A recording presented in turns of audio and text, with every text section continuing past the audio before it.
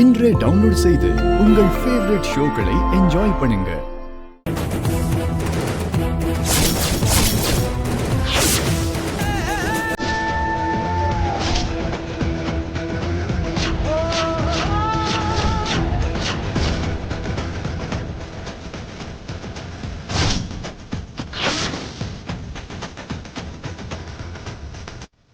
என்ன ஹன்சிகா இது? இதெல்லாம் உனக்கு தேவையில்லாதது.